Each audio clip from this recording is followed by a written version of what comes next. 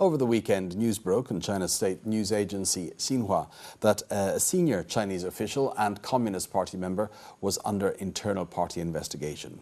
According to the China Daily, Liu Tienan, the deputy director of China's top economic planning body, that's the National Development and Reform Commission, or the NDRC as it's known, it said he was being investigated for grave disciplinary violations, the usual euphemism for corruption. And that investigation was being carried out by the party's disciplinary commission, known as the CCDI. Until March of this year, Liu was also head of the National Energy Administration as well. So what has led to Liu's apparent downfall? Well, in December of last year, Luo Changping, the deputy editor-in-chief of Caijing magazine, accused Liu of academic fraud, having connections with shady businessmen through payments to his family in return for organising loans and sending death threats to his former mistress. At that stage, the National Energy Administration, then headed up by Liu, called the accusations groundless, and they said they had reported them to the police as libelous. 5 months later, it seems the whistleblower, Luo, is safe from that charge.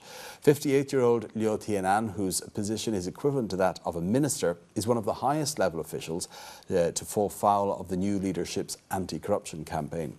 To find out how the online community is reacting to the news, let's head over now to our researcher, Julia Liu, in the newsroom. Now, Julia, the new leadership in China promised that both tigers and flies would be targeted to root out corruption. We've seen quite a few flies, as the low-level corrupt officials being outed online. Now, it looks like it's the turn of at least one of the tigers. What's being said about this? Well, firstly, I like to say that it seems Liu's investigation is being widely welcomed by netizens. And this comment from a poster in Shanxi is quite representative. It's what he deserves. These are the consequences of being a black sheep.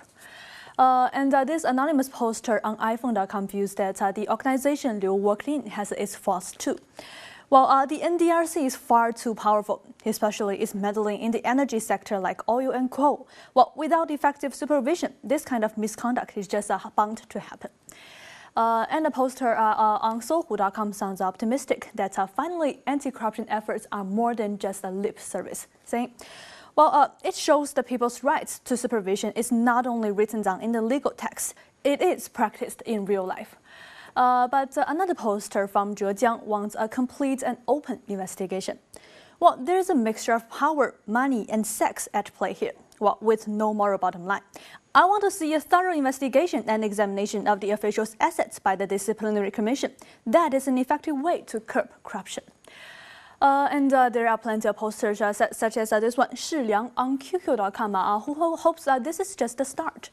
Well, the central government must increase efforts to severely punish these rats in the party, whose behavior is dragging China down. Now, as I mentioned, this all stems from an online accusation, a journalist writing on his Weibo account, sort of like tweeting the accusations on Twitter. What's the reaction been to that, the way that this has come out? Well, according to Global Times, there has been a surge in online whistleblowing since the new leadership took over, with dozens of officials reported by mistresses, journalists, web users, and inside sources. Well, although most of these were lower-level officials.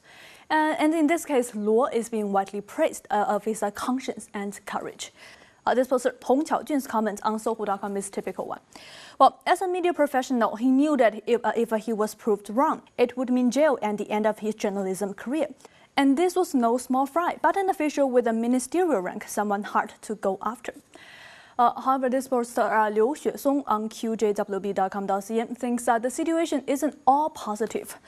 Well, if the risky task of reporting officials is only undertaken by someone like Luo Changping, who has no fear of death, then our anti-corruption efforts still have a long way to go. Well, this is not cheerful news.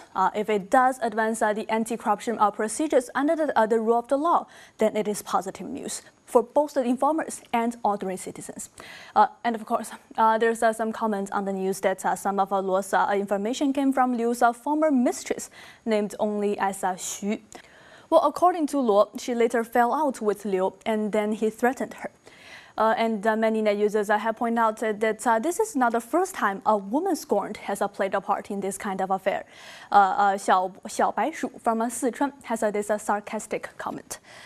Using mistresses in anti-corruption drives is effective, at least much more effective than the disciplinary inspection departments. And finally, 欣欣向荣 on 10086.cn even jokes. Well, we should issue bonuses to the mistresses who contribute to the fight against corruption.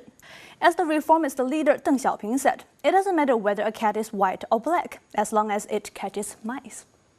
Okay, then, just one more thing related to this expose. That was back in December when Luo wrote this. It's been more than 5 months since then. Why the delay? Are there any comments online about that?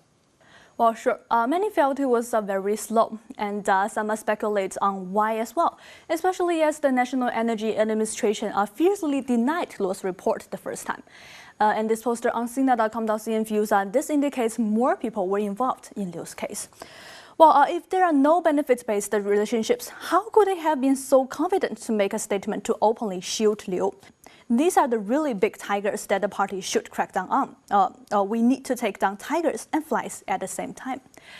And there's more comments on that denial from the National Energy Administration and what was behind it. And this poster, 瑞博克二世, says, these kind of accusations usually result in swift outright denial. And the Energy Administration was so overreacting to speak in such a threatening tone. How could they so easily accuse the reporter of a slander since the informer has the proof after a lengthy investigation? Oh, well, due to this, the authority is losing credibility and has become a laughingstock.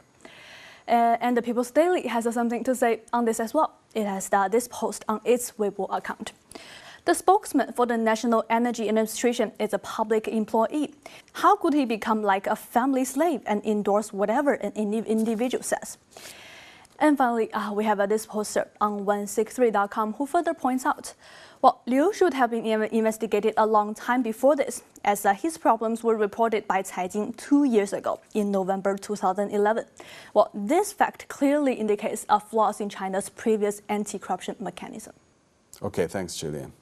And that was China Tech researcher Julia Liu with online reaction to the investigation by the Communist Party Disciplinary Institution or Committee into Liu Tienan, the deputy chair of the National Development and Reform Commission, China's top economic planning body. Next up on China Tech, some of the top trending phrases on China's most popular search engines.